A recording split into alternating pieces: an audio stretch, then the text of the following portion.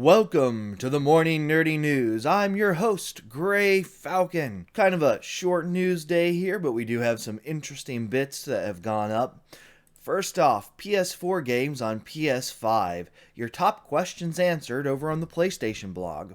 They talk about how with the digital edition, you'll be able to play your PS4 digital games on the PS5 digital edition, but if you don't have the Blu-ray disc drive, you're not going to be able to play your older games. That was kind of to be expected.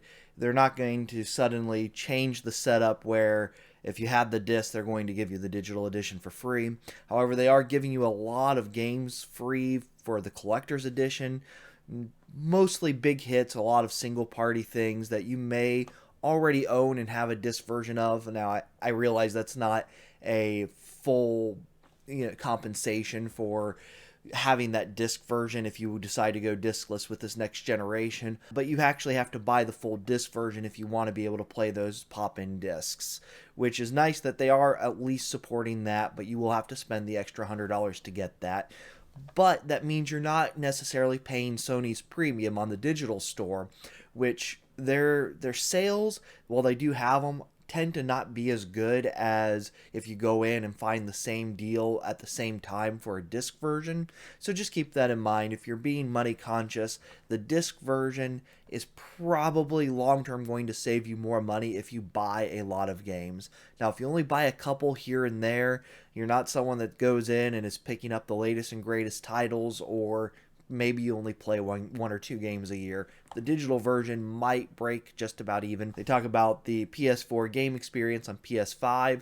So if you have the disc version or a digital version, you can get the boost mode available to you by putting that disc into the disc version, or if you have a digital setup, you'll get that boost mode on most games, the faster loading. Most PlayStation VR games are going to be backwards compatible, so you'll be able to hook up your PlayStation VR and play those with the PS5. And they also go into the ability to stream games. Now they say that you'll be able to remote access or stream games. So the remote access is talking about PS4 to PS5. It does not mention the Vita in this, so we're not sure if that's going to have that backwards compatibility yet.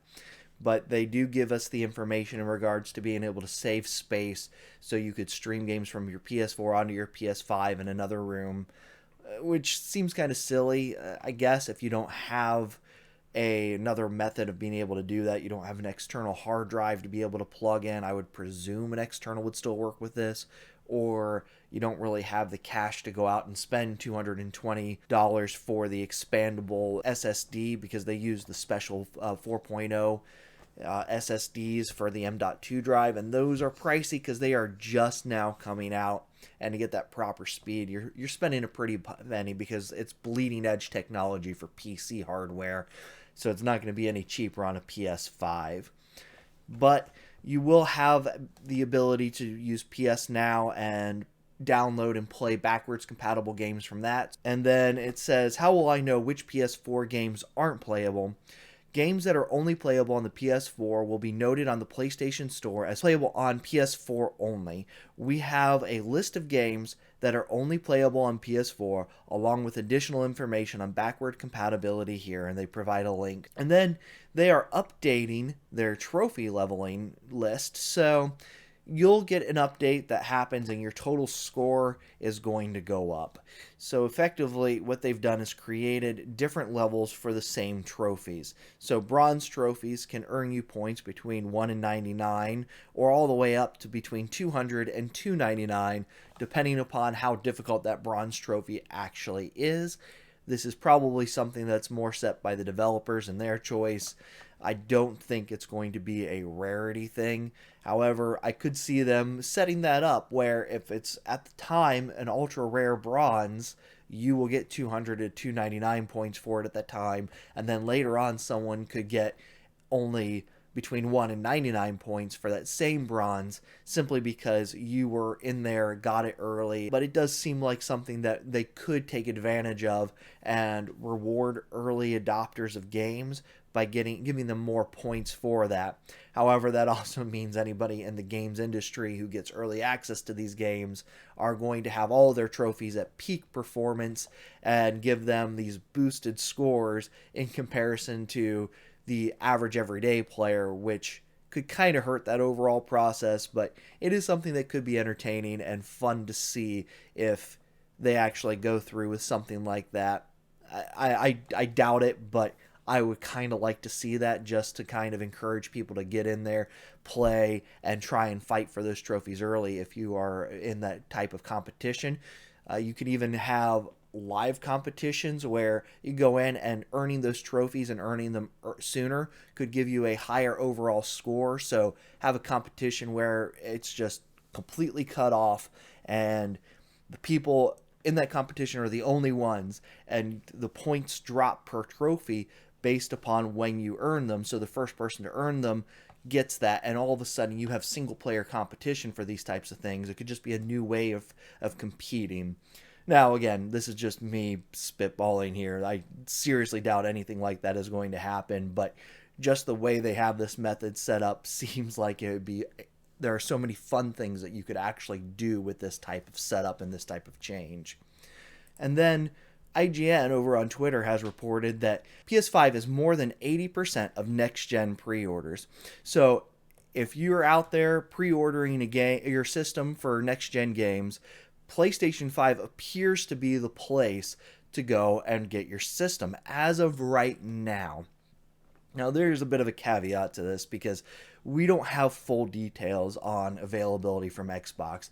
There are things such as Xbox could be holding back more systems for launch day. They may want to have people be out there and have that physical experience of going out to the store and picking up the system.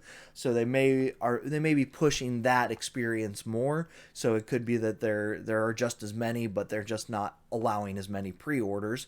But on the other hand, it could be that they are slowly going to release more and more pre-orders over time. However, they haven't said anything about that. But I find that unlikely, simply because Xbox isn't someone who is known for, trying to piecemeal out that type of thing. And I think they would have said something.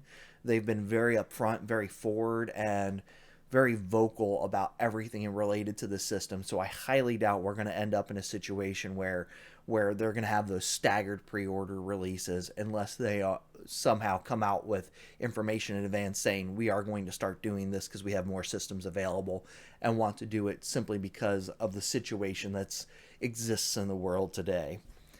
And speaking of Xbox news, Xbox Fanfest has been announced, and you'll be able to go in and register.